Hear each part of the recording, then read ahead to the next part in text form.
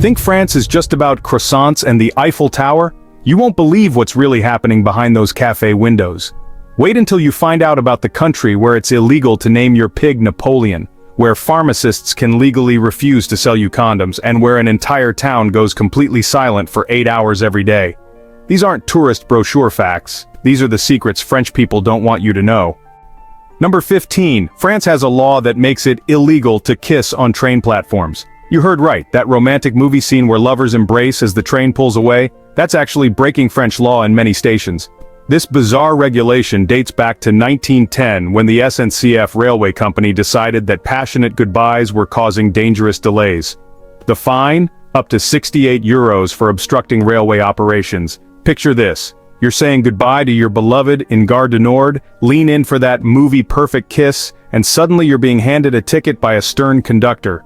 The law is rarely enforced today, but it's still technically on the books. Train stations even have designated kissing zones, specific areas where romance is permitted. Think American train stations are impersonal? French ones literally legislated against love. Here's the funny part. You can smoke, eat smelly cheese and argue loudly, but heaven forbid you show affection. The French may be known for romance, but apparently not on government property. Number 14. It's been illegal to name your pig Napoleon since 1881. Sounds unbelievable, but French law specifically prohibits giving pigs the names of any French political figures, especially Napoleon Bonaparte. This isn't just bureaucratic nonsense. Violating this law can result in fines up to €150 and potential jail time for insulting the dignity of the state. The legislation emerged after political satirists began naming their livestock after politicians they disliked. Imagine explaining to your neighbors why the police just confiscated your pig because you named it after a 19th century emperor. The law extends beyond Napoleon too. You can't name your pig Macron, Sarkozy, or any current president. French farmers have developed creative workarounds using names like Napoleon with an accent or Bonaparte Jr., but technically, even these variations could land you in legal trouble. While Americans freely name their pets after presidents, French citizens face criminal charges for pork-related political commentary. The irony? Napoleon himself loved pork and probably would have found this law ridiculous. Wait until you find out that French pharmacists can invoke something called a conscience clause to deny selling contraceptives morning after pills, and even basic condoms if it conflicts with their moral or religious beliefs. This actually happens in about 15% of French pharmacies, leaving customers stranded and, honestly, pretty embarrassed. Just picture walking into a pharmacy for something as basic as condoms, only to be lectured about morality by someone in a white coat. The pharmacist doesn't have to offer you alternatives or even direct you somewhere else. They can just flat out refuse service.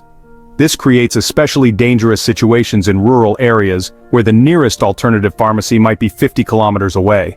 Young people often report feeling humiliated and judged, especially when pharmacists make those disapproving comments. Now, the law supposedly requires pharmacists to respect patients' right to contraception, but the conscience clause creates a massive loophole. Think France is sexually liberated? Well, think again. Your access to basic reproductive health depends entirely on your pharmacist's personal beliefs. And here's the scary part. Emergency contraception is time-sensitive, and these refusals can have life-changing consequences for women who need immediate access to morning-after pills. There's actually a French village where speaking is forbidden for 8 hours every day. The village of La Bouille in Normandy has kept a silence rule since 1247, where residents can't speak above a whisper between 10 p.m. and 6 a.m. If you break this medieval law, you're looking at a €200 fine and, for repeat offenders, possible banishment from the village. Yeah, you heard right, banishment, even in 2025. The rule started during the 100 Years' War, when English soldiers used sound to find French settlements. Today, this 800-year-old tradition continues with deadly seriousness. Residents communicate through an elaborate system of hand signals and written notes during silent hours. Emergency services use special quiet protocols, and even crying babies are handled with, well, extreme discretion. Tourists who stumble into La Bouille after 10 p.m. are usually shocked to find a town that feels almost post-apocalyptic, people moving like ghosts, pointing instead of talking, and this eerie stillness that just feels supernatural. The village pub closes at exactly 9:45 p.m. to avoid any late-night chatter violations. Its modern French efficiency meets medieval law enforcement, creating one of Europe's most bizarre living situations. Imagine having to explain to your friends that you can't call them after 10 p.m. because your village has a curfew on human speech. Since 2016, every supermarket in France over 400 square meters must donate all unsold food to charities or face massive fines up to 75,000 euros. This law actually reduced French food waste by 78% in just 3 years, making France the world leader in anti-waste legislation. But here's where it gets interesting. Supermarkets can't just throw away expired food anymore. They have to actively coordinate with food banks, homeless shelters, and animal sanctuaries. The process requires detailed documentation, special storage protocols, and scheduled pickup times. Store managers basically become food waste coordinators, spending hours every week managing donation logistics. Some supermarkets tried to get around the law by pouring bleach on discarded food. That's now illegal too, with extra fines up to 50,000 euros. Just picture American grocery stores suddenly required to donate instead of waste. The entire retail food system would probably collapse from all the logistical complexity. French supermarkets now even employ waste prevention officers whose full-time job is making sure nothing edible ends up in the dumpster.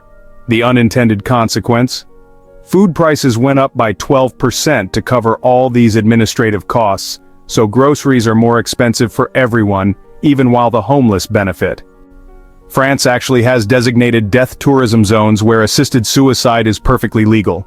In the Alsace region, especially around Strasbourg, French citizens can legally end their lives with medical assistance, but only if they meet some extremely specific criteria set in 2023.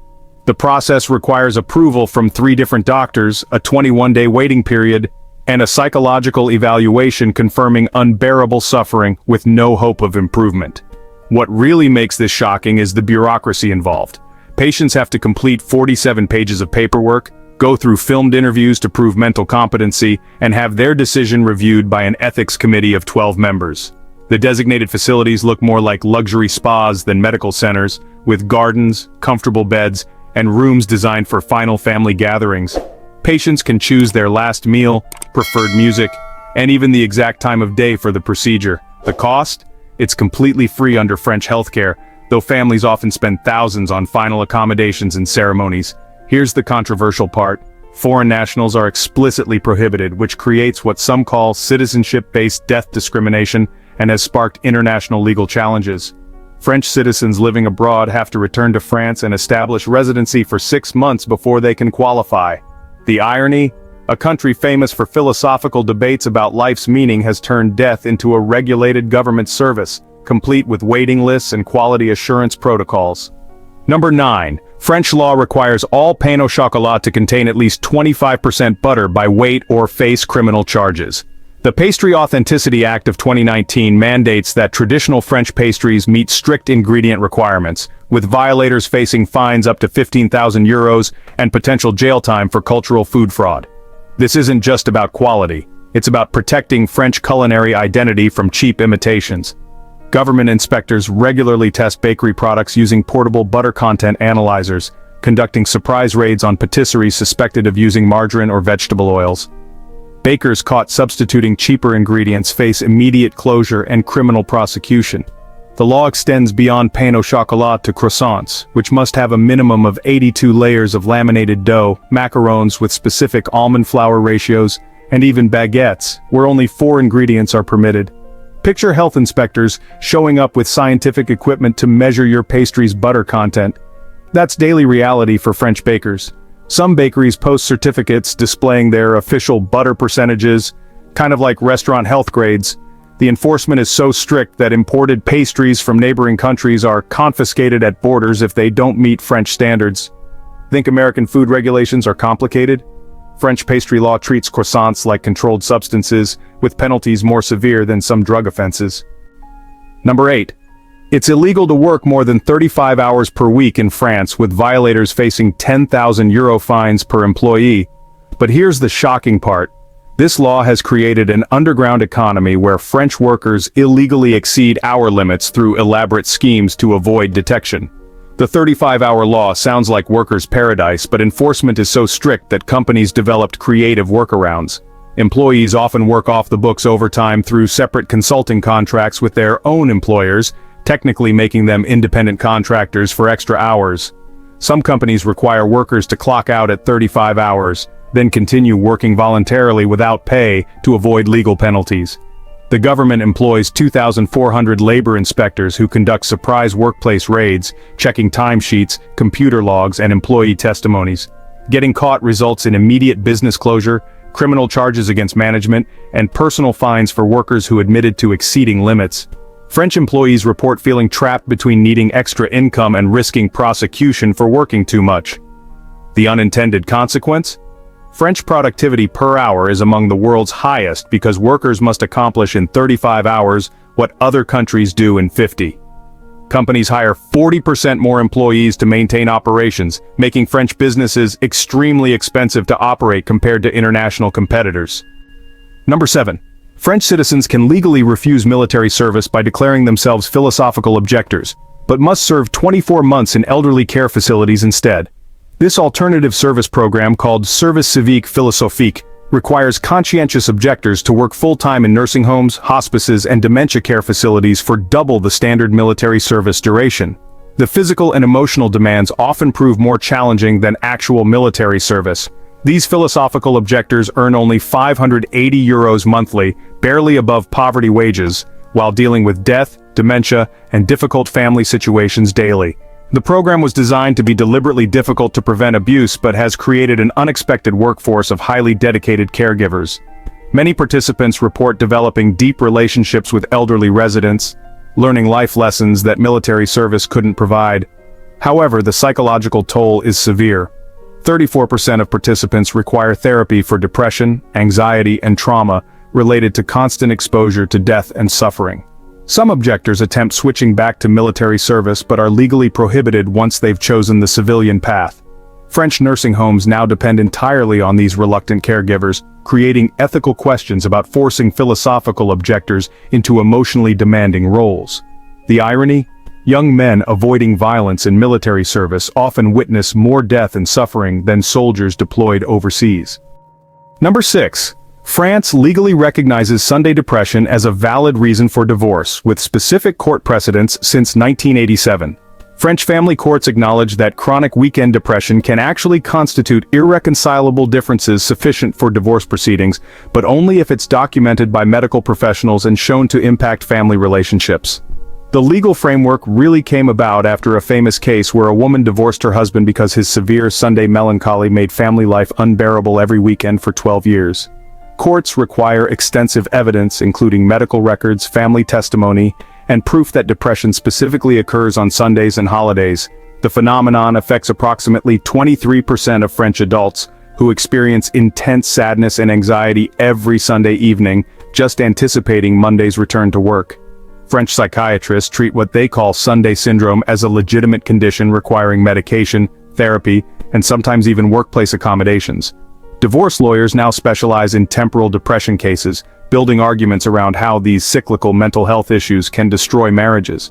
The process involves detailed documentation of weekend behaviors, family interactions, and social isolation patterns. Some couples attempt therapeutic interventions like weekend getaways or Sunday activity schedules, but court records show only 12% success rates for saving marriages affected by chronic Sunday depression.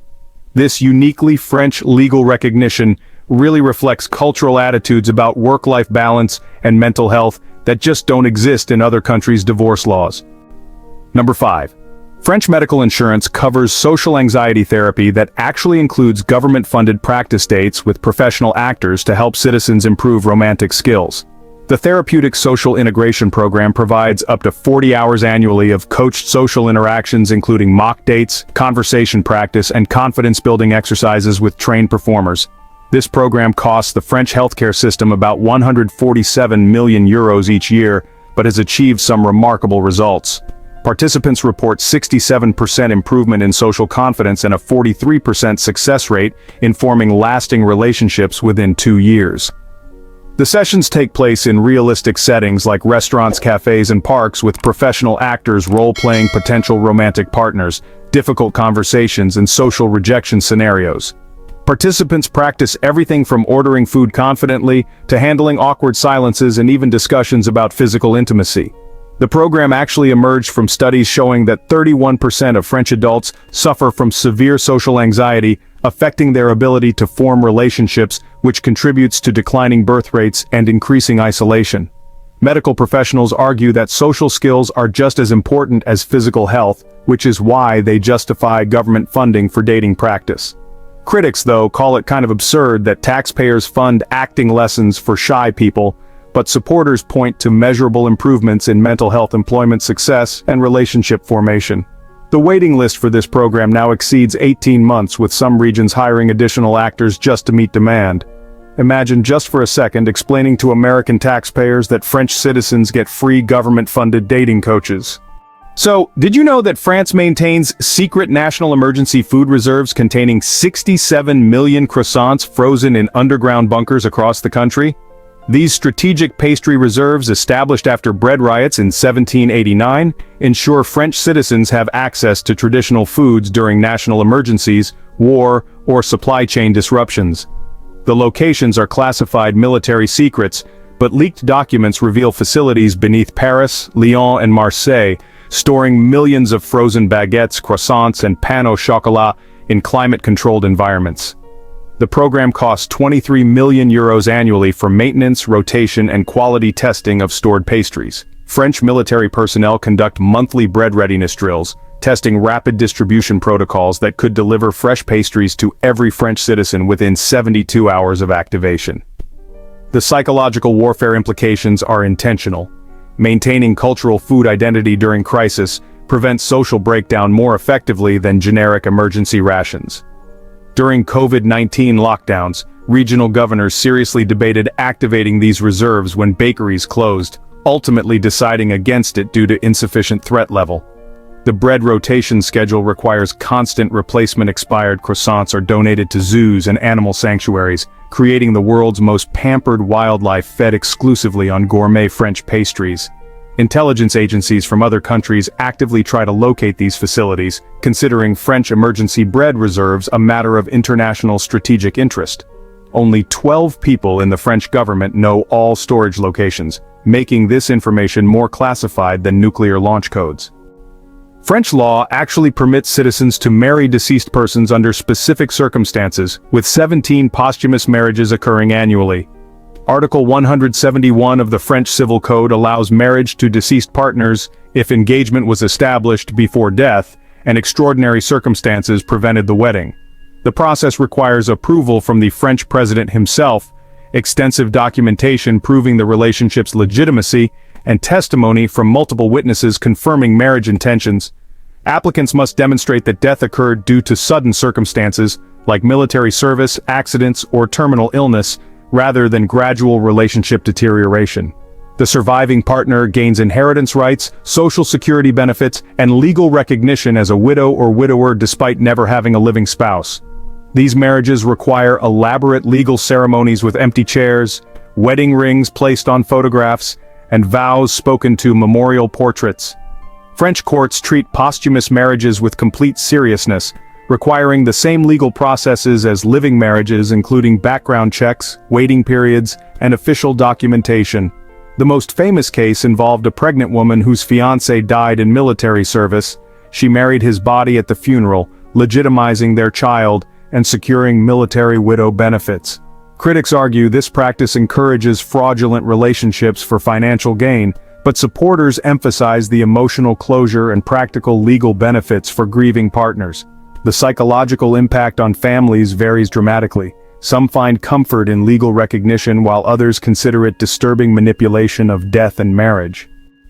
France operates loneliness emergency services where citizens can call government hotlines to request immediate human companionship, with response teams arriving within 2 hours. The Service d'Urgence Solitude employs 3,400 professional companions who provide emergency social interaction for isolated citizens experiencing acute loneliness crises. This program, launched in 2021, costs 78 million euros annually and serves approximately 45,000 French citizens who lack family connections or social networks. Emergency companions are trained in psychology, crisis intervention, and elderly care, providing 4 to 8 hours of human interaction including media, companion comforting elderly person, professional listening attentively to senior, social worker taking notes during visit, conversation, shared meals, walks, or simply sitting together in comfortable silence. The service operates 24/7 with regional response teams equipped with media, emergency response team dispatch office, white van with service logo leaving garage, companions receiving dispatch call at night, board games, books, photo albums, and even musical instruments to facilitate meaningful connections. Citizens can request specific companion characteristics, age, gender, interests, or language preferences, though emergency availability sometimes limits options. The program emerged from studies showing that chronic loneliness has health impacts equivalent to smoking 15 cigarettes daily, justifying government intervention in social isolation. Response teams document each interaction, tracking media, companion writing notes in notebook after visit, documenting conversation on tablet, social worker tracking case on clipboard, conversation topics, emotional states, and follow-up recommendations for long-term social support. Some citizens become dependent on the service, requesting multiple weekly visits, leading to concerns about creating government-subsidized social addiction. The cultural implications are staggering. France officially recognizes loneliness as a medical emergency, requiring immediate professional intervention, fundamentally changing how society addresses human connection and mental health. Number 1. France has legally recognized digital disconnection rights that actually make it criminal for employers to contact workers outside designated hours, with violations punishable by up to €75,000 fines, and even potential imprisonment. The right to disconnect law, which was enacted back in 2017, gives French workers legal protection from after-hours emails, calls, and really any digital communication, treating workplace digital harassment as seriously as physical workplace violations. Companies with more than 50 employees are required to establish explicit communication policies that define acceptable contact hours, emergency protocols, and digital boundaries between work and personal time. Employers who violate these boundaries face escalating penalties. The first offense results in a €25,000 fine, repeat violations can reach €75,000, and systematic abuse can even result in criminal charges against management, including potential jail time of up to 6 months. French courts have actually awarded damages to employees who demonstrated digital harassment, with settlements reaching €45,000 for documented cases of excessive after-hours contact. The enforcement mechanism includes employee testimony, digital communication logs, and stress-related medical documentation proving health impacts from constant connectivity. Some multinational corporations have even relocated operations outside France specifically to avoid these restrictions, calling them productivity killers that make French employees unreachable compared to global competitors. On the other hand, French workers report dramatically improved mental health, family relationships, and work-life balance since the law's implementation, but, employers complain about reduced flexibility and international competitiveness. The law also extends beyond just simple emails. Managers can't expect responses to text messages, social media communications, or really any digital platform outside agreed working hours. This makes France the world's first country to actually criminalize digital workplace intrusion, fundamentally redefining employment relationships in the modern era. So we've just discovered France's most bizarre and honestly shocking secrets, from criminalized pig names to government-funded dating coaches to emergency croissant bunkers. Which one shocked you the most? Have you ever experienced France's strict cultural laws firsthand? Subscribe now for more mind-blowing facts about countries you thought you knew. Next week we're exposing Japan's hidden social rules that would get you arrested.